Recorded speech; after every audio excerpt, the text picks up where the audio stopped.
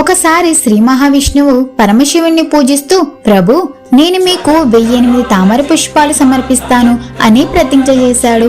ఆ తరువాత ఆయన తామర పువ్వులను సేకరించడానికి సకల లోకాలను తిరిగాడు. ఎన్నో తటాకాలు, నదులు, సరస్సులు దాటి చివరికి ఆయనకు కేవలం 1007 పువ్వులు లభించాయి. పూజ సమయానికి శివలింగం ముందు ఆ పుష్పాలను సమర్పిస్తూ, ఓ శంకర, వీటిని హృదయపూర్వకంగా అర్పిస్తున్నాను అని అన్నాడు.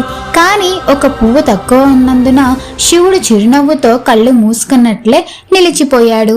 అప్పుడే విష్ణువు, నన్ను కమలానయనుడు అని అంటారు. నా కన్నులు కూడా తామర పువ్వులు వంటివే.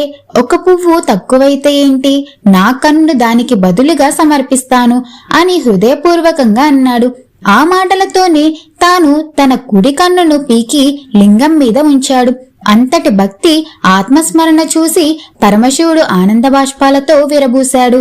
వెంటనే ఆయన ప్రత్యక్షమై, విష్ణువా, నీ భక్తి నన్ను కదిలించిందయ్యా, నీ కళ్లకు ఎప్పటికీ నష్టం జరగదు అని ఆశీర్వదించాడు.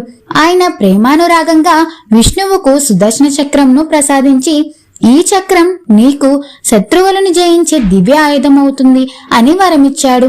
ఇలా పరమశివునిపై ఉన్న విష్ణువుని నిజమైన భక్తి ఇద్దరు దేవతల మధ్య ఉన్న పరస్పర గౌరవాన్ని ప్రపంచానికి చూపించింది. మా వీడియో గనుక మీకు నచ్చినట్లయితే ప్లీజ్ సబ్స్క్రైబ్.